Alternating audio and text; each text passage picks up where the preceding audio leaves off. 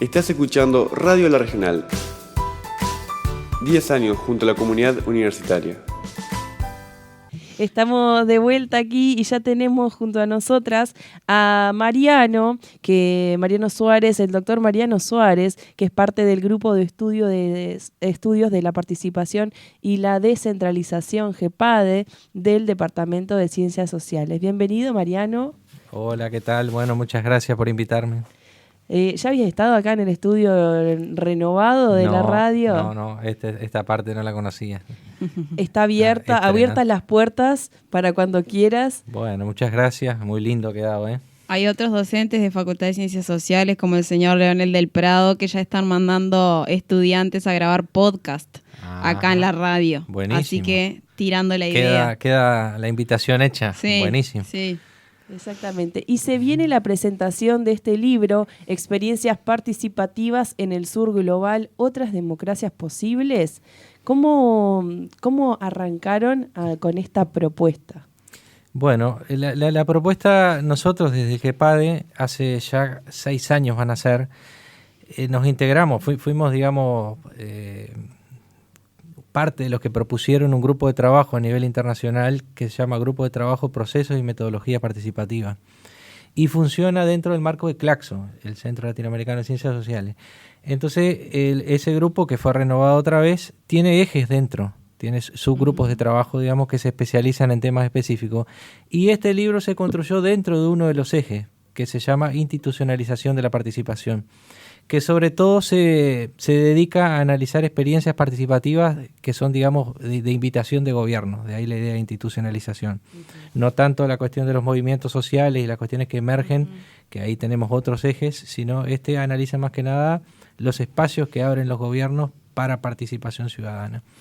Entonces, cuando en este segundo periodo, ya hará cerca de 3 años, dijimos, bueno, propongámonos algo para trabajar en conjunto estas personas, y nos propusimos la idea de hacer un libro, que nosotros decíamos que no sea un libro en el cual cada cual escriba sobre lo que quiera, sino tratar de buscarle unas preguntas que los diferentes casos aborden, ¿no?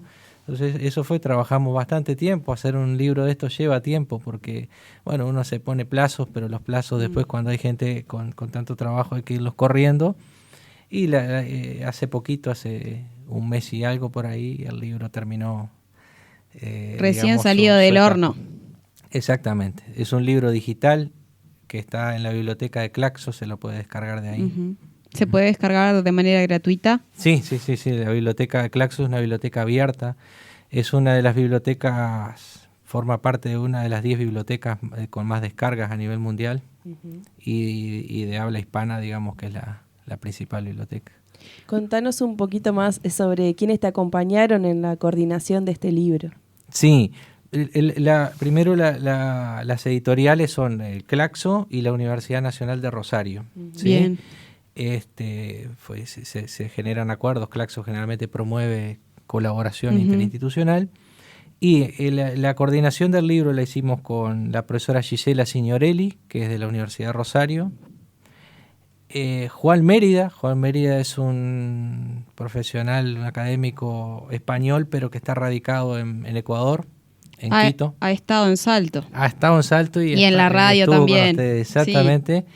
Sí. Leonel del Prado, Leonel ya lo conocen, es de aquí, del Departamento de Ciencias Sociales nuestro, y bueno, y estuve yo en la coordinación. Y luego autores hay más. Está Vicente Zapata, que es de La Laguna, en las Islas Canarias, en España. Ángeles Espada, que es de Andalucía. Y está Rosa, sí, también estuvo Rosa Inés Alacio, que es una académica de la Ciudad de México. Bien. Y Rosa Pinto, que es una española que estudia el caso de Kerala en la India.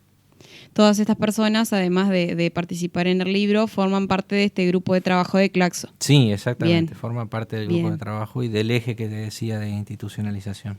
Bien. ¿Qué nos podés adelantar al respecto del contenido, ¿no?, del libro? Uh-huh. ¿Qué casos se toman? Si se puede como ir ahí adelantando un poco. Sí. Nosotros, ya te digo, tenemos un primer capítulo en el cual definimos las interrogantes del libro y tratamos de hacer un marco teórico común. Ese es escrito a varias manos. Y luego aparecen los capítulos que analizan casos concretos de estos países, ¿no? Entonces ahí tenemos, por ejemplo, el caso de Leo, que analiza unos centros participativos que funcionaron durante la época del kirchnerismo en Argentina. Después Juan Mérida analiza experiencias participativas que vinieron de la mano de lo que ellos llaman el municipalismo en España, ¿no? Que son, digamos, partidos movimientos, le llaman, ¿no? Que surgen siendo movimientos, luego se transforman en partidos y luego acceden al gobierno local, y bueno, ahí se generan como unos ecosistemas participativos que él analizó varios casos, su tesis de doctorado, que ahora en julio le toca defender en el País Vasco. Después Gisela hace un capítulo bien interesante, Gisela Signorelli, en el cual analiza los presupuestos participativos a nivel universitario, que eso es una cosa que en Uruguay no existe, sí existe en algunas universidades argentinas. Entonces ella hace un estudio de las 6, 7, 8 universidades que tienen presupuesto participativo, y bueno, y analiza, es interesante porque dice, la academia, los que nos dedicamos a analizar participación, estamos constantemente diciéndole a los gobiernos locales cuáles son, digamos, cómo se hacen estos procesos y cuáles son los errores que no deben cometer. Entonces, la misma pregunta se le hace, bueno, ¿qué pasa cuando lo hacemos nosotros adentro de las universidades? ¿Cometemos los mismos errores? Entonces, no. está bien interesante ese abordaje. Rosa Pinto analiza el caso de la India, que también es interesante, en Kerala, por la escala que tiene. Es un proceso de descentralización de la ciudad con experiencias de planificación participativa. Y es interesante porque generalmente estos mecanismos se aplican en escalas locales, que por lo menos para nuestro país eso implica no millones de personas, ¿no? Y en el caso de Kerala estamos hablando de 10 Uruguay más o menos. Entonces es interesante ver. Y eso es local para ellos. Claro. Exacto. ¿Y de aquí de Uruguay que hay algún caso? En Uruguay está el capítulo que escribí yo, que es como resultado de lo que fue mi investigación doctoral, que es sobre presupuestos participativos. Y ahí yo analizo el caso del PP de Montevideo, el de Paysandú, y luego 2 casos más que son argentinos, que es el de Córdoba y el de Gualeguaychú. Y entonces todo eso hago un producto nuevo, digamos, con las interrogantes del libro, pero basado en lo que fue mi investigación de doctorado. ¿Cuál dirías que es el público objetivo del libro? Sí, el público objetivo es, bueno, por un lado la gente de la academia que analiza estos casos, que está involucrada, pero también nosotros dentro de lo que es el grupo tenemos mucho interés en hacer articulaciones con la gente que trabaja desde los gobiernos en estas cosas. En las políticas, exactamente. Promovemos contactos, de hecho, bueno, aquí en Salto estuvimos trabajando algunas charlas con la gente de la Intendencia en su momento, que nos invitaron desde el grupo nuestro del GEPADE, pero que GEPADE está integrado a este eje.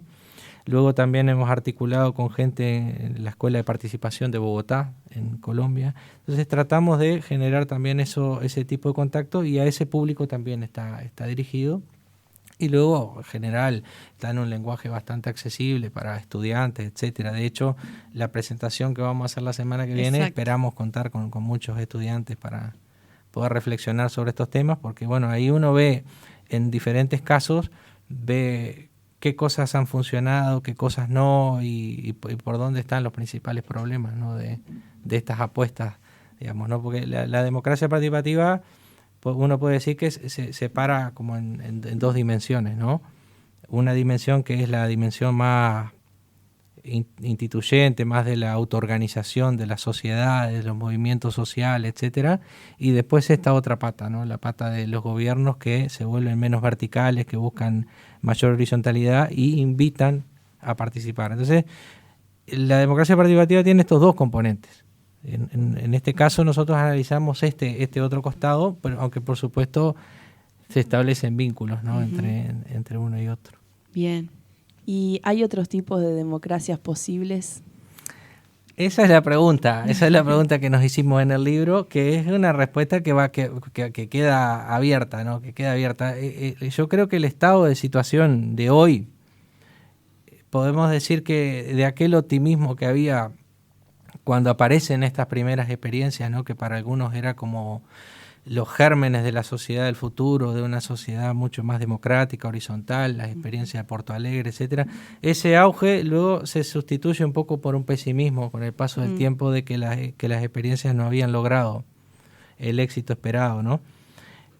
Yo creo que la respuesta no es tan tajante. Hay cosas que son interesantes y hay otras que se han transformado más en ornamentales dentro de los gobiernos, pero para mí tiene que ser una apuesta a futuro, ¿no? Irlos mejorando, ir identificando dónde están las principales dificultades y tratando de generar esas cuestiones, ¿no? Una cosa que se ve mucho es la gran dificultad de atravesar las cuestiones políticas, ¿no? Cuando vienen los cortes en los periodos de gobierno y el que viene quiere eliminar todo lo que hicieron anterior. Eso pasa mucho y acá en Uruguay se ve también, ¿no? Cosas que se han planificado participativamente y después viene el nuevo gobierno y ni sabía que estaba eso. Sí. Y que a veces no sabes si es por un capricho o es también para esto, generar una ruptura por cuestiones ideológicas, políticas, y de plan de gobierno, ¿no? Que también esto quizás también tenga que ver el tema, porque aquí en Uruguay estas experiencias participativas que han habido en otros países costó tanto implementar y también sostener, ¿no? Sí, claro, sí. Ahí hay algunas experiencias que han mostrado buenos resultados. Esta gente del País Vasco, con la que también están en el grupo, han logrado hacer unos procesos que ellos blindan los procesos de las fluctuaciones políticas. Pero bueno, no es tan fácil, ¿no? Digamos, tenés que lograr acuerdos muy grandes entre los diferentes partidos, los diferentes actores, y que luego te respeten esos acuerdos, ¿no? A lo largo del tiempo. Pero sí, hay que pensarlo muy bien en ese sentido, ¿no? Porque cuando uno invita a la gente a participar, tiene que darle las máximas garantías de que después, pero el año que viene hay elecciones y ¿qué pasa? Exacto. No, sí. Tal cual. Y otro componente también que tiene que ver como con esto es el tema de la descentralización, ¿no? No es lo mismo el proyecto de presupuesto participativo que se desarrolla en Montevideo al que se desarrolla aquí en Salto, e incluso en la información y la difusión de esas propuestas, porque acá como que a la gente le cuesta mucho conocer que es que puede presentar un presupuesto participativo, hacer cambios en el barrio, y sin embargo en Montevideo se presentan un montón por barrio y quizás tenga que ver con que puede que haya más organización, digamos. Sí, está mucho más instalado en Montevideo el asunto, ¿no? Porque en Montevideo arranca al principio de la década del 90 el proceso de descentralización participativa y ahí genera los instrumentos de los consejos vecinales y el presupuesto participativo. Y ahora tiene otras propuestas más, pero esas se mantienen, digamos, durante varias décadas. Yo creo que eso está mucho más instalado que lo que pasó en Salto, que hubo una experiencia de un par de años, después se interrumpió y ahora recién está surgiendo de vuelta, ¿no? Pero sí puede tener que ver con el tejido asociativo, con el acostumbramiento que tienen estas sociedades de participar, ¿no?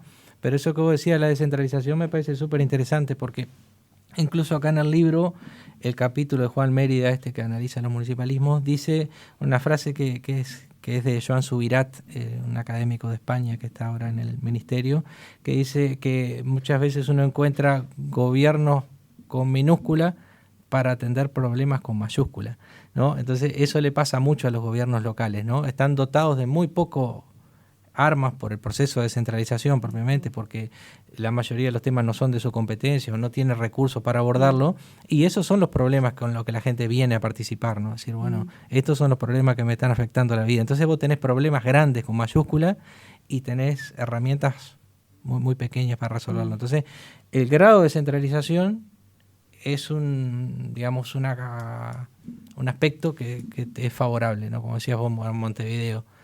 Sí, Montevideo, en los gobiernos locales de Montevideo tienen muchos recursos y competencias que le han dado la propia intendencia hacia los municipios, por ejemplo, ¿no?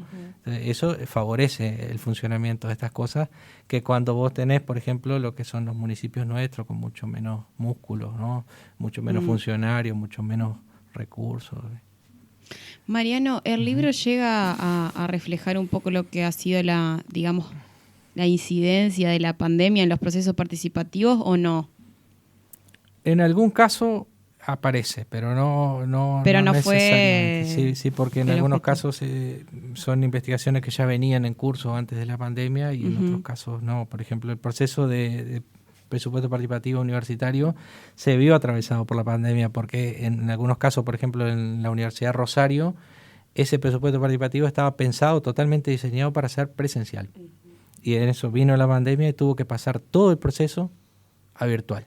Y ahí obviamente hubo que adaptar un montón de cosas, pero sí, en ese caso sí vas a encontrar referencias a la incidencia de la pandemia y las implicancias de hacer estos procesos de manera online, ¿no? Y en este grupo que conforman de estudios en Claxo, es un tema que se ha compartido, que se ha debatido, digamos, la incidencia de la pandemia en los procesos participativos o no.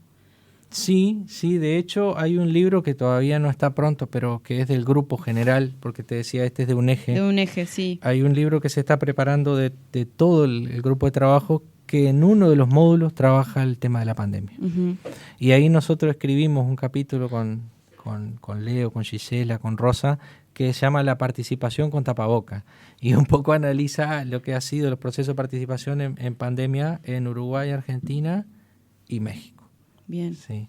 Bien. ¿Qué ha pasado con la participación en estos países? Pero eso no va a salir acá. Eso está bien. Sí, para próximas para ediciones. próximas, sí. Bien. Entonces, otras democracias posibles son, pero hasta el momento uno encuentra algunas experiencias exitosas y otras que simplemente se han quedado, digamos, con objetivos muy lindos, pero que luego cuando han aterrizado no. Por ejemplo, el caso de que analiza Leo en Argentina, uno lee el diseño, si lo encuentra en internet, ya qué lindo esto. Pero cómo ha funcionado esto en la realidad se ha encontrado con miles de... De todas maneras, no hay recetas en esto, ¿no, Mariano? Capaz que algo que resultó en, no sé, México, capaz que aplicado a otro contexto, a otra realidad, no funciona, ¿no? No, totalmente, porque la gente es distinta, los gobiernos son distintos. Otro elemento que juega mucho son los técnicos, ¿no? No solamente un tema de voluntad política. Cuando dice voluntad política es, que el gobierno quiere desarrollar instrumentos y quiere que estos instrumentos sean algo que fomente el desarrollo, porque hay otros que quieren hacerlo, pero simplemente como una estrategia política. Cuando uno quiere que estos instrumentos sean un motor de desarrollo, eso es voluntad política, todavía tenés que ver si tenés condiciones dentro del municipio para afrontar esto. Y ahí el cuadro técnico, no solo de los que trabajan en participación, sino de todos los que se van a involucrar en alguna cuestión con esto, es fundamental, ¿no? Y muchas veces la burocracia está acostumbrada a ir a ritmos mucho más lentos de lo que son estos procesos, ¿no? Y también la política, ¿no? Los acuerdos de colocar gentes y también, eso también lleva a conformar equipos donde a veces no hay personas que estén capacitadas en el tema específicamente, ¿no? Sí. ¿Cuánto tiempo qué periodo de tiempo tomaron para la investigación y cómo fue más o menos la metodología de esto de trabajar en distintas partes y también con distintas experiencias? Sí, nosotros... comenzar un proceso que completo habrá durado 2 años y algo. Lo que empezamos haciendo fue leyéndonos entre nosotros. Era un grupo que para este periodo que se hizo un periodo de 3 años en Claxo, luego 3 más. Este fue el plan para el segundo periodo de 3. Dijimos, primero que nada veamos qué estudiamos cada uno, desde qué marco teórico lo hagamos. Entonces armamos una carpetita en Drive y empezamos leyéndonos. Y luego, en reuniones virtuales, comenzamos a afinar, digamos, lo que serían las preguntas, los objetivos del libro. Luego vino esa etapa de construcción teórica, que es una etapa compleja porque había gente que trabajaba más de perspectivas del desarrollo comunitario y otros que veníamos más desde la línea de la ciencia política, la gobernanza, etcétera. Entonces había que construir un marco coherente ahí que incorporar. Y luego nos dimos un tiempo para que cada cual trabajara su caso, para después llegar con todos los casos, leernos cruzado de vuelta, lectura cruzada, digamos, como para mejorar los capítulos, y finalmente una etapa de conclusiones, un capítulo final. Sí. Mariano no solo es docente, sino también es investigador de nuestra casa de estudios, investigador y cientista social, ¿no? Esto también está bueno para quienes nos escuchan, porque muchas veces se presenta la ciencia o el científico investigador más vinculado a las ciencias duras, si se quiere, o a las ciencias básicas.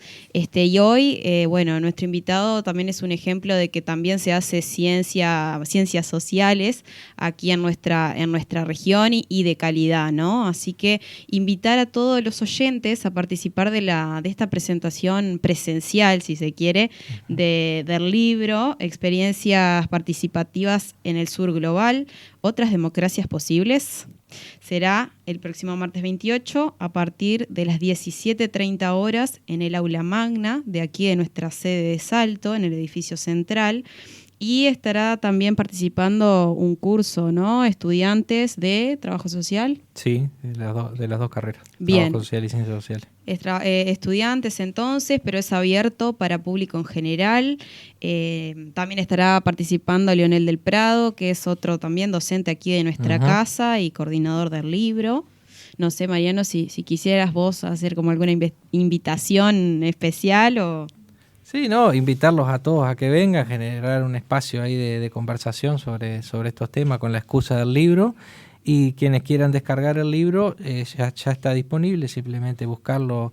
Si uno entra directo a la página de Claxo, va a tener una pestaña que dice grupos de trabajo y ahí después dice publicaciones. Bien. Y ahí se encuentra disponible. Bien. Un Claxo sumamente activo y más en este año donde hubo un encuentro presencial. ¿Tuviste la oportunidad de ir? Sí, tuve la oportunidad de ir en México, en la UNAM. Claxo cada 3 años organiza estas conferencias y cada vez van siendo más concurrentes. Esta vez fue en la UNAM. Y realmente son encuentros bien interesantes, ¿no? Que te dejan muchas cosas. Por ejemplo, la gran cantidad de manifestaciones que había ahí dentro eran impresionantes, incluso de estos grupos de trabajo que integramos nosotros, gente con carteles reclamándole al Claxo, gente reclamando al gobierno, muchísima movilización, movimientos sociales, académicos, todos reunidos, y el cierre con Silvio Rodríguez, que no lo pude ver, fue la frutillita de la torta ahí para mí, ¿no? Porque Silvio ya hoy por hoy no se lo está viendo mucho, sale un poco. Tal cual. Así que, y están, las conferencias están en la página, en el canal de YouTube de Claxo, se transmitieron en vivo y están ahí colgadas por si a alguien le interesa poder conocer un poquito más y vieron mesas temáticas sumamente interesantes. Sí. Eso están los contenidos disponibles, ¿no? Es como Claxo se ha transformado en el centro, digamos, más referente de la región en cuestiones de pensamiento crítico y buscar alternativas al desarrollo neoliberal, etc. Y también con la reelección como directora de Karina Batiani, que es una reconocidísima investigadora, también ha escrito, creo que todas y todos quienes pasamos por la universidad hemos leído algún libro de Karina, así que sumamente importante lo que se está haciendo desde Claxo, ¿no? Y se ve en la multitudinaria participación cada vez más año a año. De gente, sí, creo que ha superado las 15.000 personas que participaron esta vez. Bueno, Mariano, muchísimas gracias por acercarte a la radio, por compartir respecto a la publicación. Felicitaciones por todo el trabajo y estaremos también desde aquí, desde Comunicación, difundiendo la actividad y participando también ahí presencialmente en el aula magna. Dialogando con la universidad, la sede Salto en tus oídos.